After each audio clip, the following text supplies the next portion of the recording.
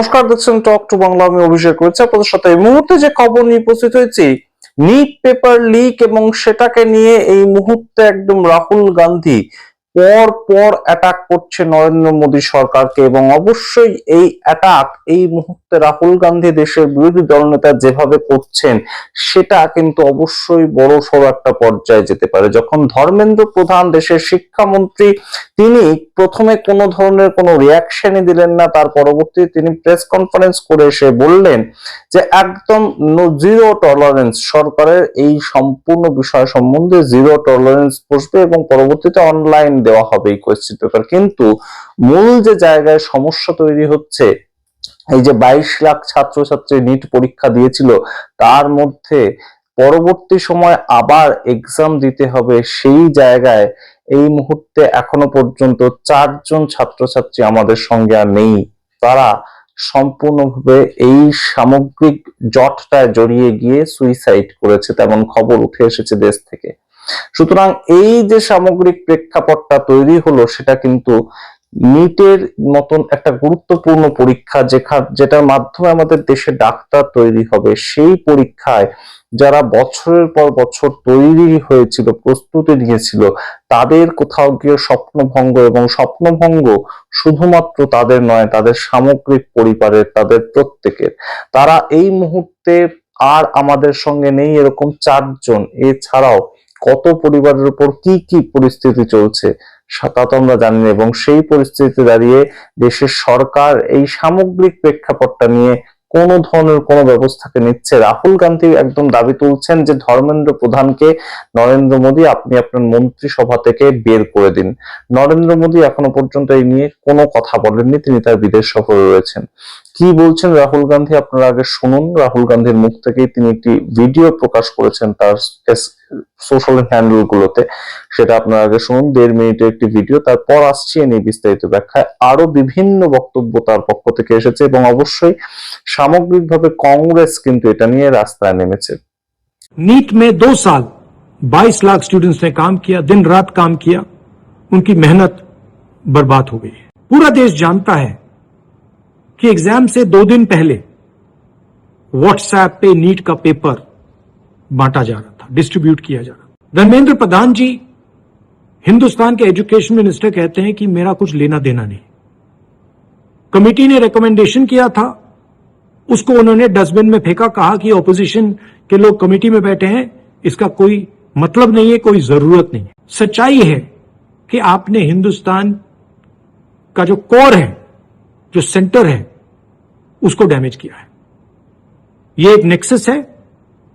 RSS, BJP और जो हमारे यूनिवर्सिटीज में इनके लोग बैठाए गए हैं, वाइस चांसलर्स बैठाए गए हैं, प्रोफेसर्स बैठाए गए हैं, इनके बीच में पैसे बनाने का नेक्सस है, और इस नेक्सस ने हिंदुस्तान के एजुकेशन सिस्टम को खत्म कर दिया है। पूरा देश जानता है कि अगर आप वाइस चांसलर बनना चाहते हैं, आपको सब्जेक्ट नॉलेज की कोई जरूरत नहीं, आपको एक्सपीरियंस की कोई जरूरत नहीं। अगर आप आरएसएस के हैं तो आप वाइस चांसलर बन सकते हैं, अगर आपकी विचारधारा आरएसएस की नहीं है, आप वाइस चांसलर नहीं बन सकते हैं। यही है कारण कि इस देश में 80 बार पेपर लीक हुआ है और 2 करोड़ युवाओं का भविष्य बर्बाद हुआ है। प्रधानमंत्री को इमीडिएट ऑर्डर देना चाहिए कि धर्मेंद्र प्रधान जी को इस्तीफा दें, उनको सैक किया जाए, और जो गिल्टी लोग हैं उनको पकड़ के जेल में डाला जाए। আপনারা শুনলেন রাহুল গান্ধীর বক্তব্য। এবার আপনাদেরকে একদম পর পর ভিজুয়াল গুলো আমরা দেখাচ্ছি যে কংগ্রেস, ইউথ কংগ্রেস, তারা প্রত্যেক দিন দিল্লিতে কিন্তু সরাসরি এটাকে নিয়ে ঝাঁপিয়ে পড়েছে রাস্তায়। সেটাকে নিয়ে 2-3 দিন ধরে এই সামগ্রিক প্রেক্ষাপটটা নিয়ে আন্দোলন চলছে, কিন্তু এখনো পর্যন্ত সিবিআই তদন্তের মাধ্যমে কোনো সত্যি সামনে উঠে আসেনি যে কাদের মাধ্যমে এই পেপার লিক গুলো হলো।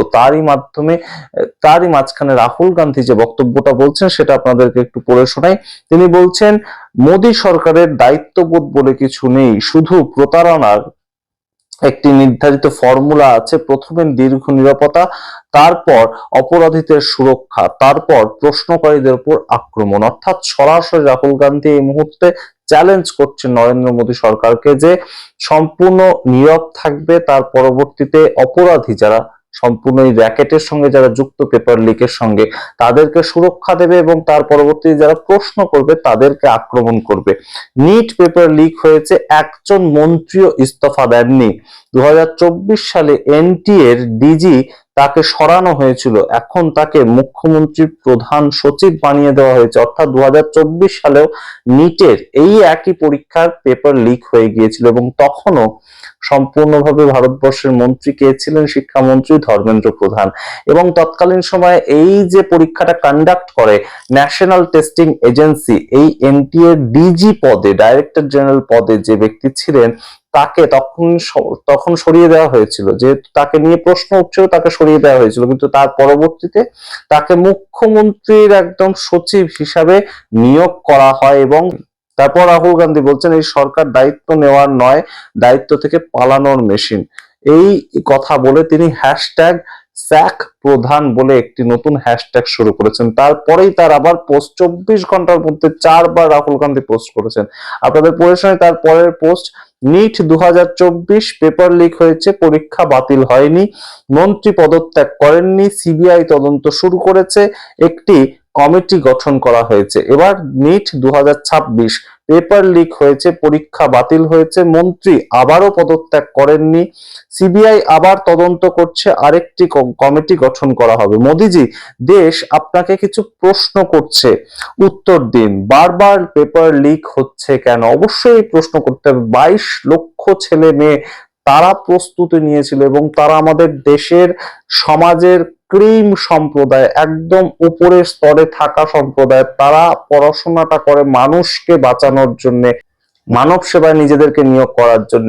তাদের ভবিষ্যৎ এইভাবে যদি ছিনিমিনি খেলা হয় নিয়ে, তাহলে অবশ্যই প্রশ্ন উঠবে। এবং তারপর রাহুল গান্ধী বলছেন বারবার পেপার লিক হচ্ছে কেন, বারবার এই পরীক্ষা পে চর্চা নিয়ে আপনি চুপ কেন? অর্থাৎ চায় পে চর্চা, মোদিজির যেটা স্লোগান ছিল সেটাকে নিয়ে, পরীক্ষা পে চর্চা, এক্সাম পে চর্চা, সেটাকে নিয়ে আপনি চুপ কেন? আপনি কেন কোনো কথা বলছেন না?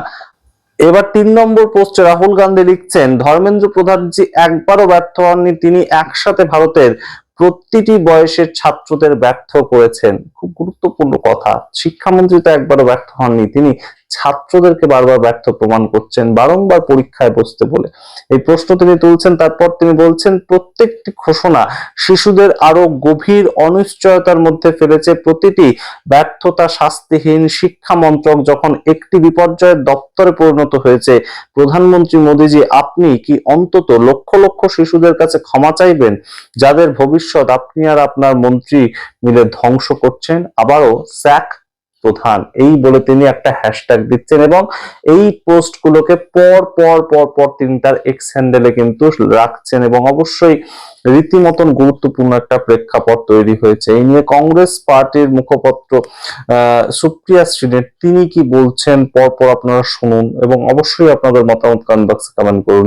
সম্পূর্ণ বিষয়টা নিয়ে কিন্তু এই মুহূর্তে এখনো পর্যন্ত কোনো ধরনের কোনো যে বিশ্লেষণ, কেন কার মাধ্যমে পেপার লিক হচ্ছে, কারা কারা এই পেপার লিকের সঙ্গে যুক্ত, এরকম কোনো র্যাকেটকে খুঁজে পাওয়া যায়নি। 2024-এও হয়েছিল, 2026-এও হয়েছে, এখনো পর্যন্ত সম্পূর্ণ র্যাকেটটাকে পাওয়া যাচ্ছে না কেন? এই প্রশ্ন তো উঠবেই।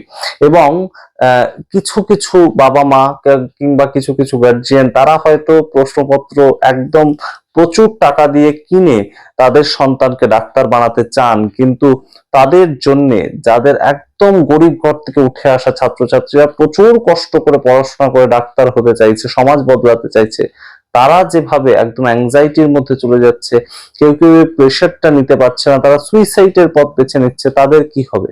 আপনারা শুনুন সুপ্রিয়া শ্রীনেটের বক্তব্য। আপনাদের মতামত অবশ্যই কমেন্ট বক্সে কমেন্ট করতে ভুলবেন না এবং অবশ্যই টক টু বাংলা ইউটিউব চ্যানেলকে সাবস্ক্রাইব করে দিন। ধন্যবাদ। ऋतिक मिश्रा, प्रदीप मेघवाल, अंशिका पांडे और सिद्धार्थ हेगड़े, ये वो 4 लोग हैं जिन्होंने नीट के पेपर लीक होने और परीक्षा रद्द होने से हताश होकर अपनी जान दे दी। लेकिन मेरे हिसाब से ये आत्महत्या नहीं, ये विशुद्ध हत्या है और इसके लिए जिम्मेदार नरेंद्र मोदी की सरकार और उनके शिक्षा मंत्री खुद धर्मेंद्र प्रधान हैं। आप एक पेपर बिना लीक हुए परीक्षा नहीं करा सकते हैं। आपको अंदाजा है किस मानसिक यंत्रणा से बच्चों को जूझना पड़ता है? आपको कोई अंदाजा है कि माँ बाप कैसे पेट काट कर बच्चों को पढ़ाते हैं? क्या आप जानते हैं कि प्रदीप मेघवाल के माँ बाप ने सीकर में जमीन बेचकर उसको पढ़ाया और आज वो इस दुनिया में नहीं रहा? आपको कोई अंदाजा है कि इन बच्चों पर, उनके परिवारों पर क्या बीतती है? अगर आप ठीक से परीक्षा नहीं करा सकते तो नैतिक जिम्मेदारी तो निभाइए, अपने पद से इस्तीफा दीजिए। और अगर ये इस्तीफा नहीं दे रहे हैं नरेंद्र मोदी जी, तो इनको बर्खास्त कीजिए, आज बर्खास्त कीजिए, अभी बर्खास्त कीजिए। क्योंकि आपकी सरकार का, आपका और आपके मंत्री के नाकारेपन का जो कीमत है वो कब तक इस देश का युवा उठाता रहेगा? बर्खास्त कीजिए धर्मेंद्र प्रधान को और युवाओं को एक मैसेज दीजिए कि आप देश के युवाओं की रक्षा करना चाहते हैं, आप उनके हित की बात करना चाहते हैं, आप पेपर लीक और परीक्षा रद्द होने के खिलाफ हैं। वरना पेपर लीक माफिया बीजेपी से जुड़ा हुआ है, उसके घर के बच्चों का नीट में इम्तिहान में सिलेक्शन होता जा रहा है, लगातार 5-5 बच्चे सेलेक्ट हो रहे हैं और बाकी बच्चे आज अपनी जान देने को मजबूर हैं, जिसके दोषी, जिसके आरोपी, जिसके जिम्मेदार खुद धर्मेंद्र प्रधान है।